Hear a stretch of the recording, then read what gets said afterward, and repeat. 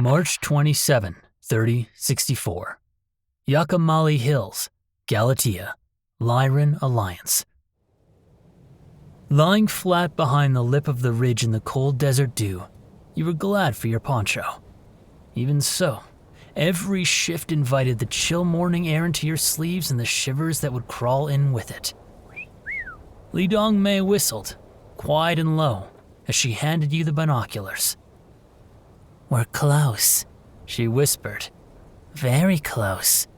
I'm impressed, Jacob." Jacob grunted. You took a moment to appraise the binoculars.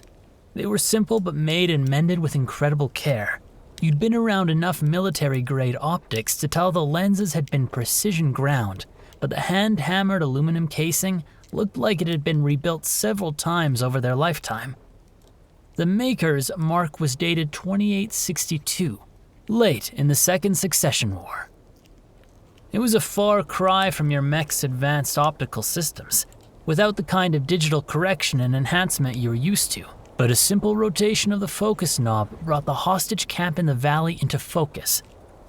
Repurposed cargo crates draped in tarpaulins and long white tents cast long shadows in the orange dawn light, suggesting little kindness. The chain link fence tipped in razor wire suggested still less. Further back, a narrow canyon crisscrossed with dark spindles suggested a makeshift mech gantry, and the cables snaking out from it suggested portable power or other utilities. Nothing made Claw and Order's presence more obvious than the unmistakable triangular torso of the older model Vulcan standing just inside the gully. The VL-2T model was hardly a risk to most other mechs, even as beat up as your forces had become over the past year. But to the gang's hostages, it was a clear and present warning. Perhaps not as notorious as the arsonist Firestarter, but the Vulcan, too, was a god of fire. "We could be a lot closer," Jacob Troyer said, taking back his binoculars and bringing them up beneath the brim of his straw hat. "More tunnels. Keep going for another 500 meters. See the dry creek bed? There. They'll irrigate their fungus in the wet season from there." You hadn't noticed, but if the Amish man was right, you could have come up almost within 100 meters or so of the camp. It was too low and exposed for recon, but you had a strong suspicion of what he was thinking. Li Dongmei, too. "The only way we could get any of our people up through these mole tunnels would be with your help," she said, belly crawling backwards down below the top of the hillhawk. "We couldn't ask that of you, Jacob. You've already done us a great favor with this recon." Jacob scooted down after her, and you followed. He produced a soft handkerchief from a pocket of his overalls and wiped down the binoculars before capping them and tucking them into the leather carrying case slung around his neck with the same care.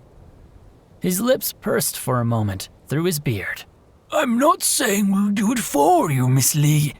These are our neighbors, and I'll thank you for bringing them to our attention." "I mean, I realize we traded you some small arms, but that's still an incredible risk," she said.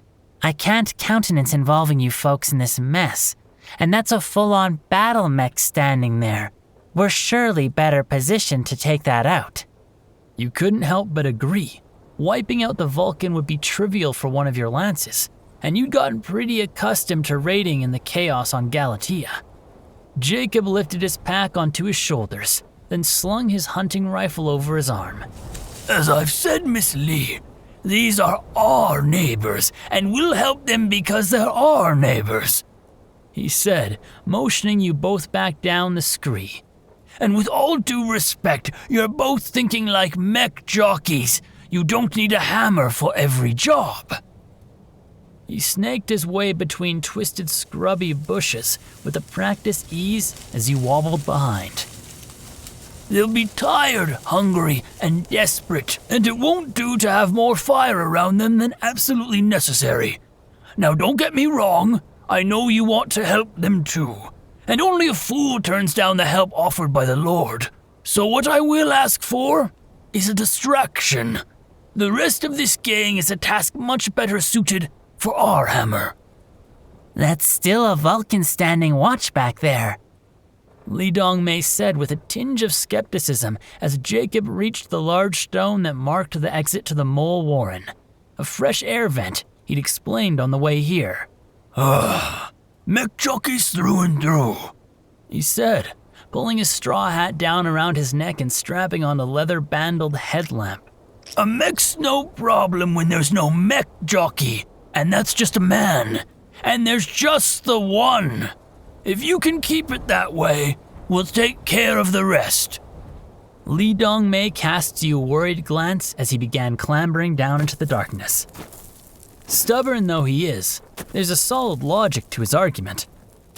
The surest way to keep the hostages safe during any extraction would be stealth and surprise. You thought as Jacob navigated his bulk down the stones with surprising grace, and you realized that his baggy overalls concealed a pioneer's physique, in the same way his bucolic appearance belied the mind of a hunter. You gave her a nod. All right, she said. We'll pull their attention, but if there's any doubt, call it off, please. The circle of light bobbed in the dark as Jacob nodded. We've seen what we need to. Now all we need is a plan and the Lord's providence.